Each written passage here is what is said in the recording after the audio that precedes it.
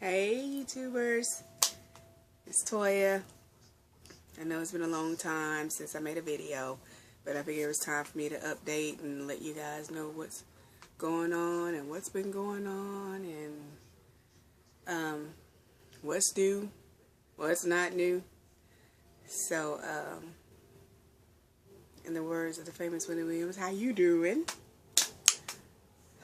Let's see, I've been busy living life, had some life changes, some good, some bad, really not a lot to report. A few months ago I posted a video talking about how I was going to take steps into having a revision done.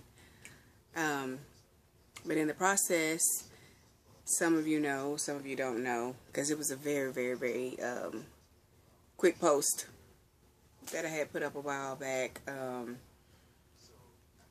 I had gotten pregnant with my second child, and I'm so excited. But unfortunately, around the 9th week of that pregnancy, we found out that the baby had passed away, and they had to take the baby. So that was very devastating, very painful. I basically kind of suppressed it, the grief. I kind of deal with it internally. So with that, I think I had some emotional eating going on. That old monster showed up. But at the same time, you know, I didn't allow myself to get incapacitated where I couldn't do what I needed to do for myself and my daughter. I still function like normal. It's like this. God is sovereign, and if it's meant to be, it will be. You know, if it's meant for my daughter to have a sibling, it will happen when God sees fit. And I'm a true believer that everything happens for a reason. Even though I hate that it happened, I'm glad that it happened when I was 9 weeks pregnant and not when I was like 6 or 7 months pregnant, or it didn't happen at the time that I would have given birth, or, you know, sometime after birth. It happened early enough where I could cope with the pain better and didn't have to do a funeral or a casket or anything of that nature. So basically I just been allowing my body to heal from that, and staying off track. I'm still at the point where I'm just kind of basically eating whatever. I'm still a dumper. I know I've just started right on into this, and there may be some of you who just now like tuning into me, but June 3rd of this year, I was 3 years post-op. So right now I am 3 years and 5.5 months, a little over 5.5 months. Well, no, a year, let's see, 3 years and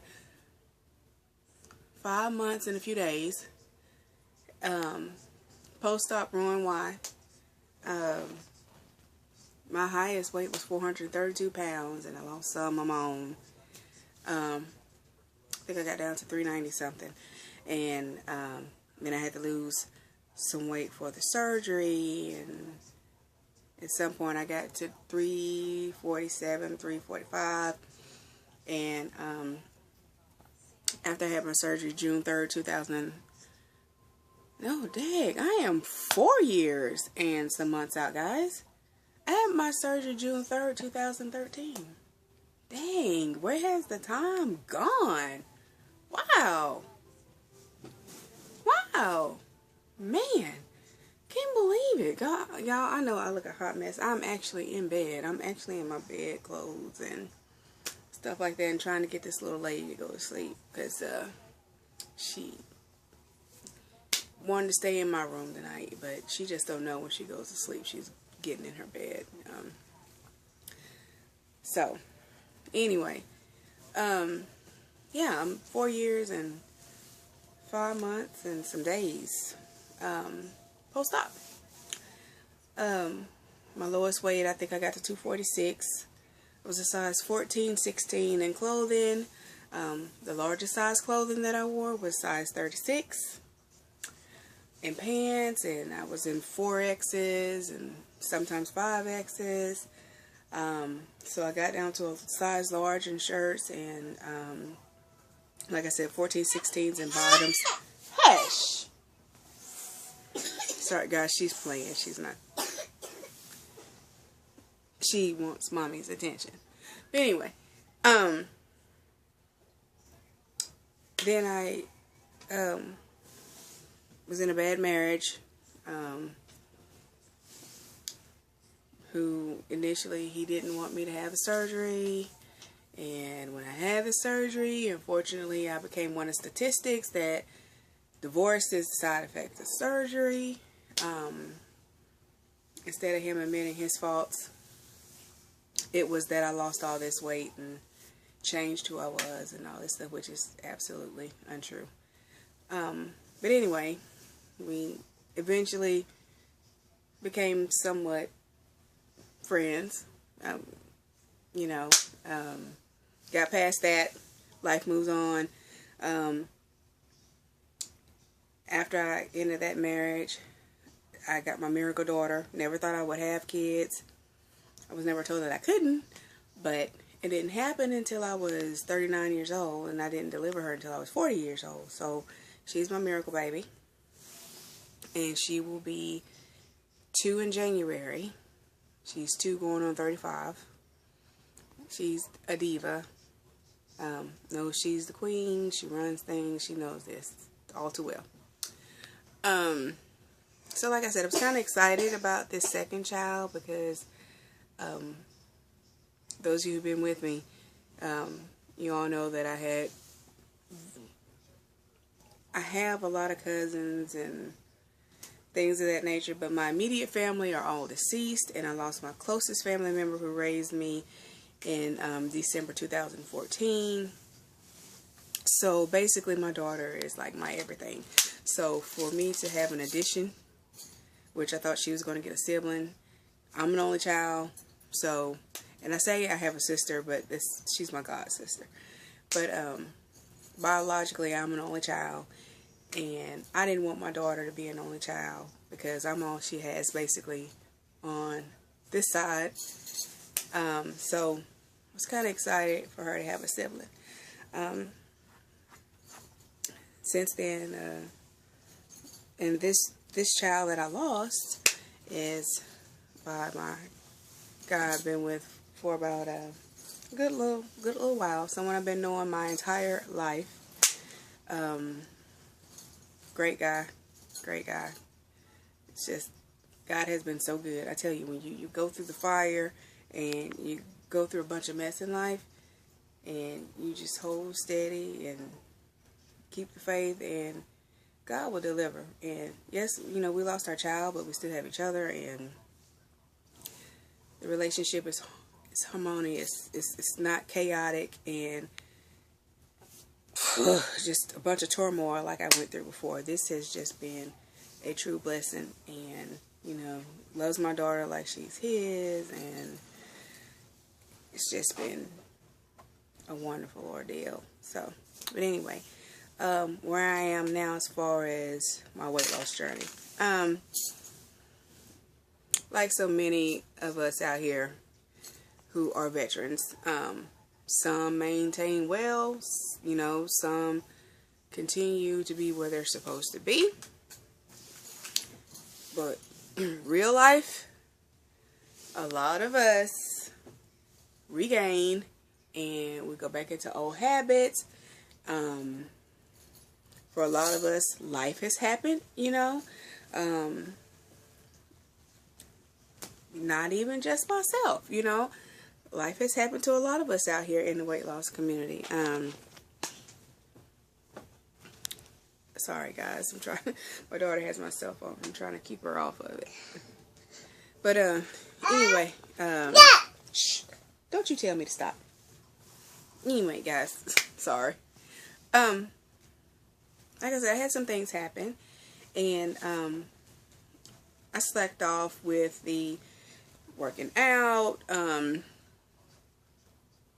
eating correctly. Like I said, I still avoid the things that make me sick. Things that make me dump, or things that don't agree with me. Things of that nature. I still have to do basically a sugar-free diet. I mean, there are some sweets I can eat. There are some I cannot eat. So I'm thankful that I do still have the dumping issues, because Lord knows if I didn't have the dumping, I probably would be back where I was from the beginning. Right now I'm in 20s and 22s, so I hung around the 20s for the longest. That's probably where I started kind of like maintaining and kind of balancing off. I didn't get crackheadish looking like some people do. I didn't get scary Sherry on people. Lay down. No, you cannot get on camera looking a hot mess. No. No. So, 18, 16, kind of 20s, that's where I hung around for the longest. And, you know, like most women, you have a baby, you know, you become a mom, and I took off 4 months. So, yeah, even though I lost all my weight when I first had her, and actually probably got a little bit smaller than what I was before I got pregnant with her, you know, I stayed home 4 months, and I had a sick baby. You know, she had GERD really bad, and she had to take medication as a newborn 3 times a day. So I didn't get sleep, you know, and people know if you don't get sleep, you gain weight. And then once things started calming down with her, as you all know, who's been with me forever, I've always worked a lot of hours. And then I started back studying my law classes, so I went back to school. So it's hard to go to school, work full time, take care of a 1-year-old, and also try to have time for, you know, your partner, your spouse, whatever you want to call them, and try to take care of home. It's like having 4 jobs. So time management is my biggest issue, as far as working out and things of that nature. As far as eating, hell, it's expensive to eat healthy all the time. It costs. I mean, not saying that we don't, like, you know, McDonald's it out, or you know, Wendy's it out often or anything like that, but still, I do cook at home more. That, you know, I'm now in for the past almost a year or more, been in a serious relationship, I'm cooking more at home. But you all know how it is when you work. You leave the house at 7:45. You got to get the baby to daycare. Then you got to go to work.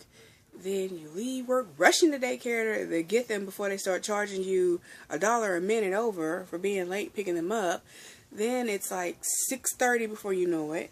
And sometimes it's easy just to run and grab something that's already fixed, or, you know, drive through, whatever, and then get home, feed her. Then I have to, like, get her, you know, situated where I can do homework and write my papers and do all of that, and still try to get us ready for the next day, get her cleaned up and put in bed, and try to get some time for him. I mean, it's a full day. It's hard to get a workout in. I truly really want to, you know, re-enroll at the Y again and do the pool classes, but $60 a month is a lot when you're doing $700 in daycare.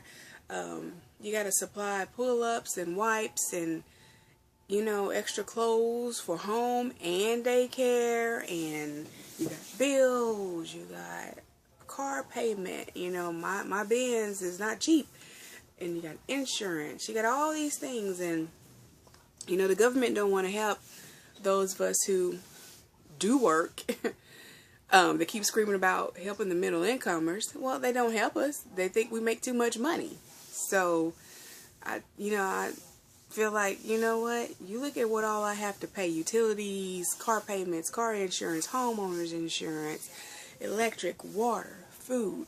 You look at all this stuff I have to pay a month and then tell me that I make too much money and I'm putting into the system.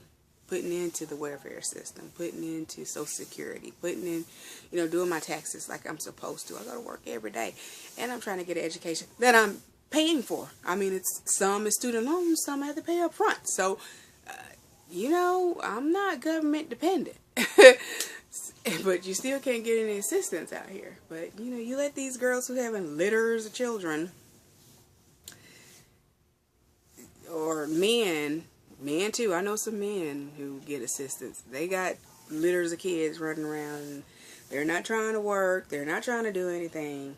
They can get the buffet of benefits. But anyway, I'm going to get off my soapbox on that. Where I am now is that when I last saw the gastroenterologist here locally, I was told that they are suspecting that I have ulcers. And I also need to be rechecked and, you know, to see if that tumor that my surgeon found in my stomach when I first had my surgery, if it's returned or not. Lord forbid, hopefully not. So I'm at the point now where I think I am going to restart this process. I was scheduled to do a scope, upper and lower GI. So I'm going to pick that back up. See if I can get that done before the end of the year, since I've met my deductibles and all that stuff. And at some point at the beginning of the year, pick up on the revision. The only thing is, my hesitation is that, you know, I'm still obviously, you know, fertile, and I don't want to have the surgery and then whoopsie, you know, something happens and then I'll have to be extra careful and monitored even more than I already have to because of my age.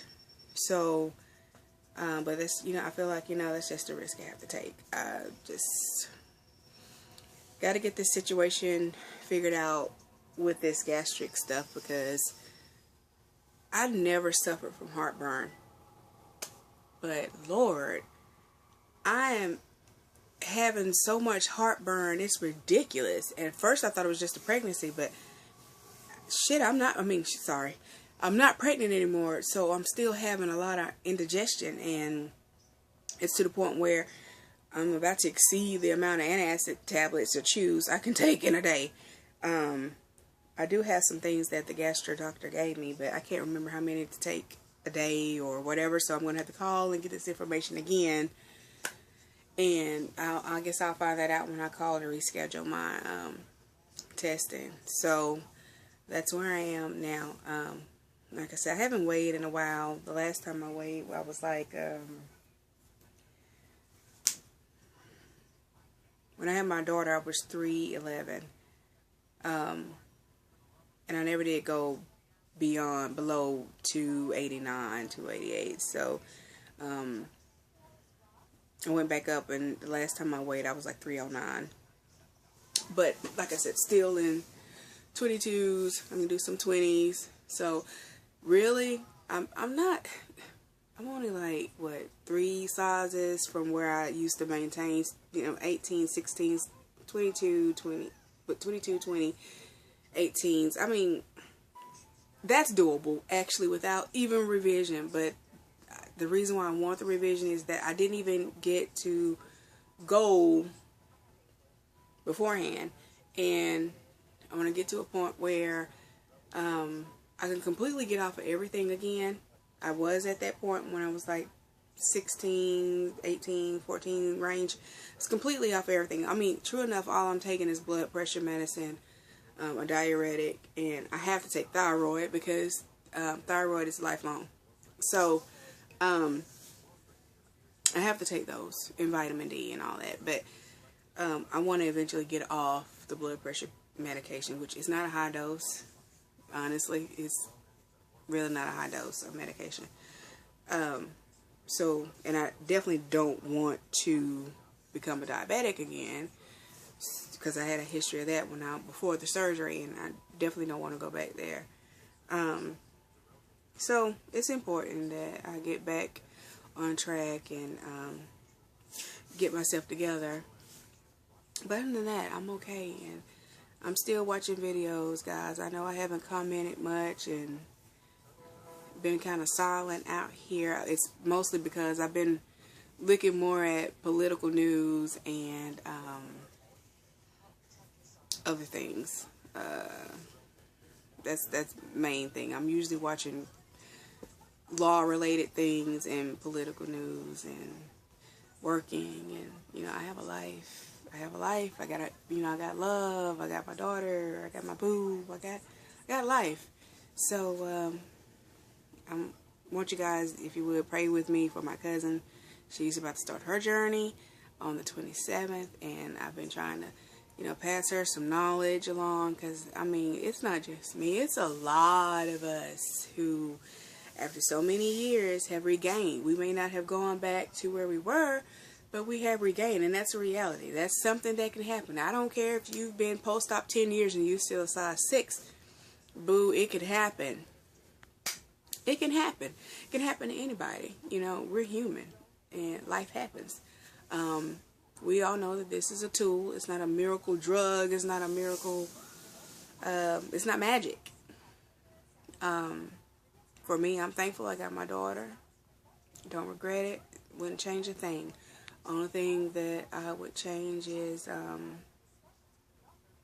being a little bit more compliant, even before my daughter. Being a little bit more compliant, even though I was in that bad marriage. Being more compliant afterwards, and kind of getting back on track after I had her, and things of that nature. So I've got to see what's going on, because, like I said, I'm getting indigestion. I'm nauseated a lot.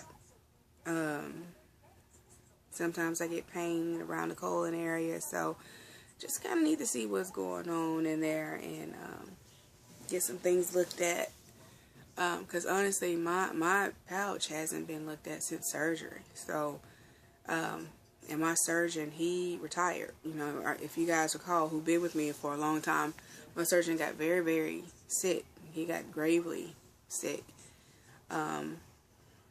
So I had to get a new surgeon, which I chose Stephen Boyce in Knoxville, Tennessee. So I'm going to follow up with them and let them know that the baby didn't make it, and I need to pick up where we had stopped. So I'll do that, and part of me is the fear of finding out what's going on, you know, especially with me having that history of that benign tumor. So it's part of it is fear, but you get to a point where you're tired of feeling bad. So, and I'm tired of being nauseous. I'm tired of the coming and going of the pain in the colon area, and